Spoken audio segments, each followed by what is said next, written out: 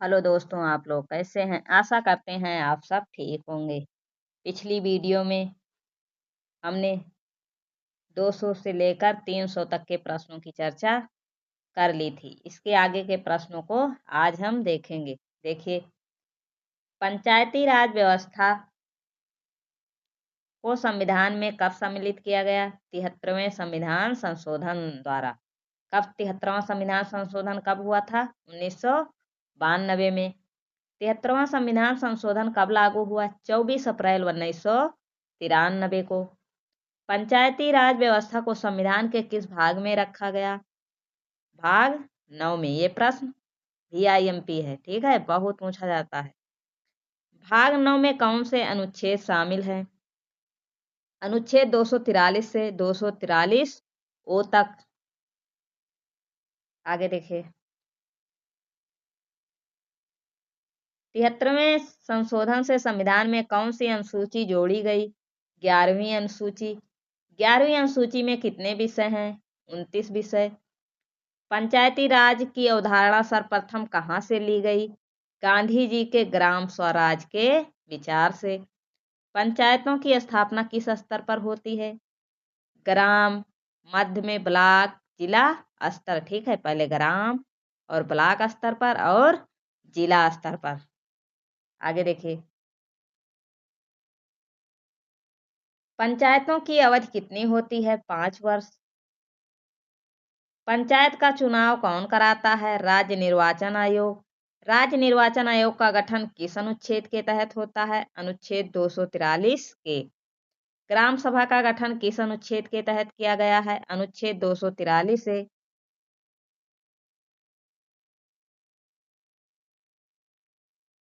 पंचायत के वित्तीय मामलों की समीक्षा कौन करता है? राज्य वित्त आयोग।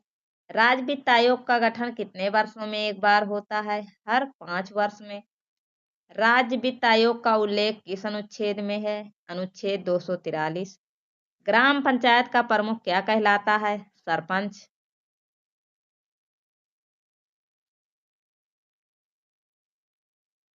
जिला परिषद का प्रमुख कौन होता है? अध्यक्ष।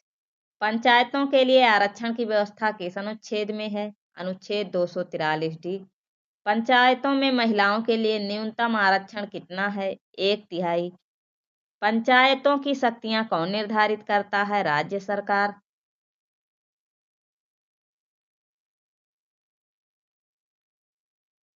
पंचायत राज प्रणाली का प्रथम राज्य कौन सा है? राजस्थान। राजस्थान में पहली पंचायत कहाँ स्थापित हुई थी? नागौर जिले में 2 अक्टूबर 1959 को। ये भी बहुत पूछा जाता है।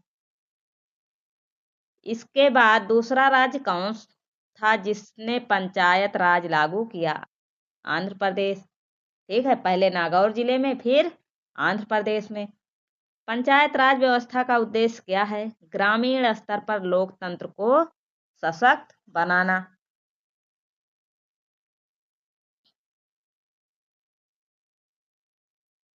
पंचायत राज की अनुशंसा किस समिति ने की थी? बलवंत राय मेहता समिति, 1957। बलवंत राय मेहता समिति ने कितने स्तर की पंचायत प्रणाली सुझाई? 3 स्तर की। अशोक मेहता समिति कब बनी? 1977 में। अशोक मेहता समिति ने कितने स्तर की पंचायत प्रणाली की सिफारिश की? 2 स्तर की।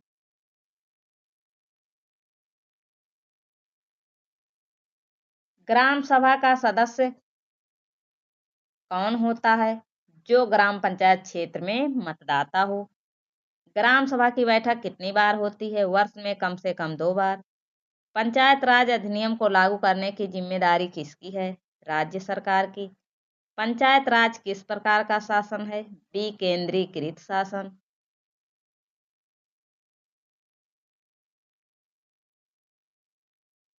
पंचायत राज का पर्यवेक्षण कौन करता है? राज्य सरकार।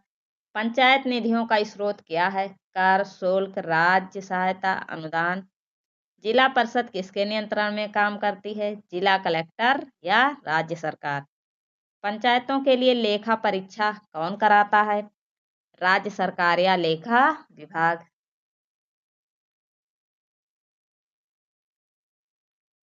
ग्राम पंचायत की न्यूनतम जनसंख्या क्या होती है? राज्य द्वारा निर्धारित आमतौर पर 1000 से 5000। पंचायतों के लिए चुनाव कितने समय में कराना आवश्यक है? कार्यकाल समाप्ति से पहले या भंग होने के 6 महीने के अंदर। ग्राम पंचायतों की बैठक कौन बुलाता है? सरपंच। पंचायत सचिव किसके अधीन कार्य करता है? ग्राम पंचायत या राज्य सरकार के?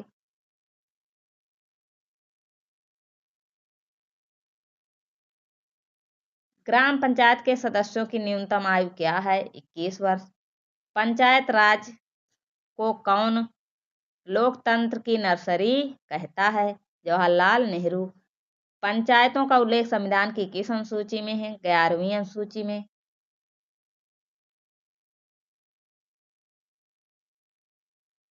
पंचायत राज दिवस कब मनाया जाता है? 24 अप्रैल को। ये भी बहुत पूछा जाता है। पंचायतों के विषयों की संख्या कितनी है? 29। नगर पालिकाओं के लिए कौन सा संशोधन है? 74वां संविधान संशोधन कब हुआ था? 1992 में। नगर पालिकाओं का उल्लेख संविधान के किस भाग में है? भाग 9A में।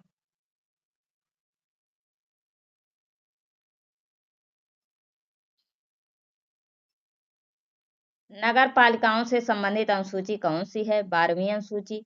पंचायत राज व्यवस्था का उद्देश्य क्या है? ग्रामीण जनता को निर्णय प्रक्रिया में भागीदार बनाना। पंचायती राज का नारा क्या था? ग्राम का शासन ग्राम के हाथ में। भारतीय नागरिकता का मूल प्रावधान किस अनुच्छेद में है? अनुच्छेद 5 से 11। ये बहुत इंपॉर्टेंट। आगे देखिए।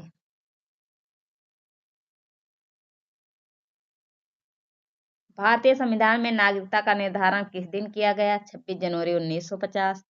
भारतीय नागरिकता के लिए मूल कानून कौन सा है? भारतीय नागरिकता अधिनियम 1955। नागरिकता अधिनियम में कितने संशोधन किए गए हैं? समय समय पर कई। 1986, 2003, 2019। भारत की नागरिकता किस आधार पर मिल सकती है? जन्म से, या मूल निवासी हो, या पंजीकरण, या प्राकृतिक करण। आगे देखिए। जन्म के आधार पर नागरिकता कौन से अनुच्छेद में है? अनुच्छेद 5 और 6 में। नागरिकता प्राप्त करने के लिए प्राकृतिक करण का मतलब क्या है? गैर नागरिक व्यक्ति को कानून के अनुसार नागरिक बनाना। नागरिकता अधिनियम 1955 का उद्देश्य क्या है? नागरिकता के नियम निर्धारित करना। भारत की नागरिकता का मूल अधिकार किससे है? संविधान के तहत। आगे देखिए। जन्म के आधार पर नागरिकता 26 जनवरी 1950 से पहले और बाद में कैसे है? पहले जन्म पर स्वतः नागरिकता, बाद में अधिनियम के नियम के अनुसार।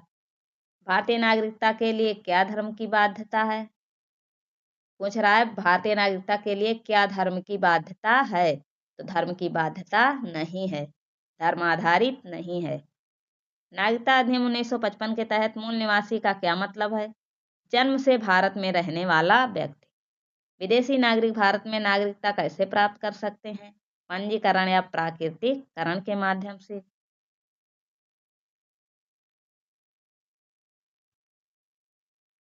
जन्म के आधार पर नागरिकता का प्रावधान कब संशोधित हुआ? 1986 में। प्राकृतिक करण के लिए कितने वर्षों का निवास आवश्यक है? सामान्यतः 12 वर्ष। नागरिकता खोने की प्रक्रिया को क्या कहते हैं? विलोपन। भारत में नागरिकता प्राप्त करने वाले विदेशी को क्या प्रमाण मिलता है? नागरिकता प्रमाण पत्र।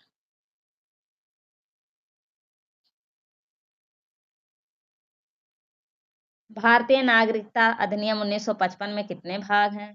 5 भाग। भाग 1 से 5। अनुच्छेद 11 का क्या महत्व है? संसद की नागरिकता के लिए कानून बनाने का अधिकार देता है।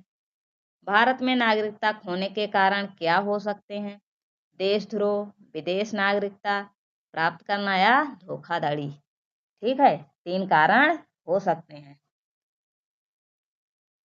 2019 में नागरिकता अधिनियम में कौन सा बड़ा संशोधन हुआ? धर्म आधारित नागरिकता के लिए विशेष प्रावधान CAA।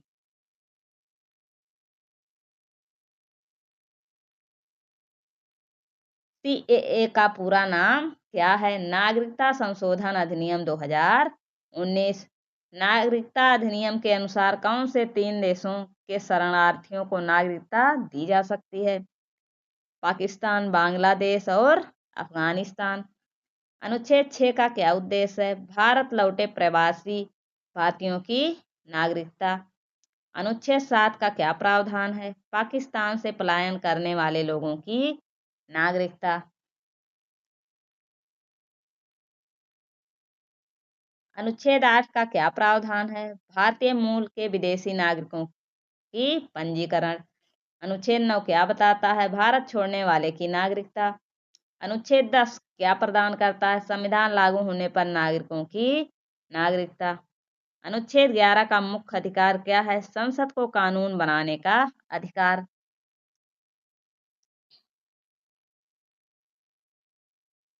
1955 के नागरिकता अधिनियम के तहत कितने तरीके से नागरिकता दी जा सकती है?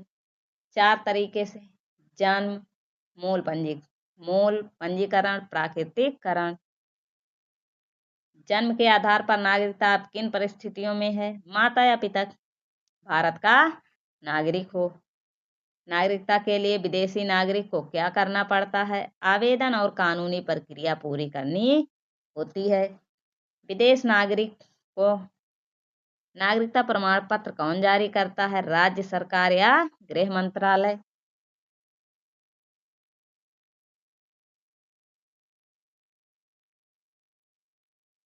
नागरिकता अधिनियम में पंजीकरण का क्या मतलब क्या है? विशेष वर्ग के लोगों को कानून के अनुसार नागरिक बनाना। भारत में द्विपद नागरिकता की अनुमति है? नहीं, द्विपद नागरिकता मान्य नहीं है। भारत में नागरिकता कानून का उल्लंघन करने पर क्या हो सकता है? नागरिकता खोना या कानूनी कार्रवाई।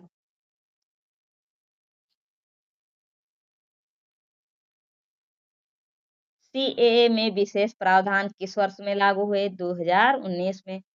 CAA के तहत कौन पात्र है? हिंदू, सिख, बौद्ध, जैन, पारसी, ईसाई। नागरिकता के लिए मातृभूमि के आधार पर कोई अधिकार है? जन्म या मूल के आधार पर अधिकार। देखिए इस वाले प्रश्न में ये पाकिस्तान, बांग्लादेश और ये अफगानिस्तान, ठीक है, ये 3 देश शामिल हैं। अगला देखिए, भारत में जन्म से नागरिकता कब समाप्त होती है? कानून में उल्लिखित परिस्थितियों में। अनुच्छेद 5 में क्या प्रावधान है? संविधान लागू होने पर नागरिकता। अनुच्छेद 6 से 9 किस विषय को नियंत्रित करते हैं? विदेशी नागरिकों और प्रवासियों की नागरिकता। अनुच्छेद 11 का प्रभाव किस पर पड़ता है? संसद को नागरिकता एक कानून बनाने की शक्ति। भारतीय नागरिकता अधिनियम का पहला संशोधन कब हुआ? 1986 में।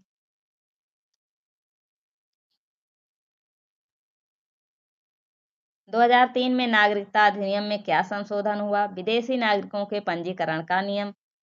भारतीय नागरिकता अधिनियम में कितने प्रकार की नागरिकता सूचीबद्ध है? 4 प्रकार की। नागरिकता अधिनियम में मूल नागरिक का क्या अर्थ है? जन्म या वंशानुसार नागरिक। नागरिकता अधिनियम 1955 का उद्देश्य क्या है? नागरिकता के आधार पर प्रक्रिया को निर्धारित करना। संविधान में नागरिकता को किस शीर्षक के तहत रखा गया है? नागरिकता के अनुच्छेद 5 से 11। भारत में नागरिकता अधिनियम किसे नियंत्रित करता है? भारतीय नागरिकों और विशेष विदेशी नागरिकों को। आज की वीडियो में इतना ही। यदि वीडियो पसंद आए तो वीडियो को लाइक करें। चैनल पर नए हैं तो चैनल को सब्सक्राइब करें। आप सबको ये वीडियो कैसी लगती है? कमेंट बॉक्स में अपनी राय अवश्य दें। जय हिंद, जय भारत।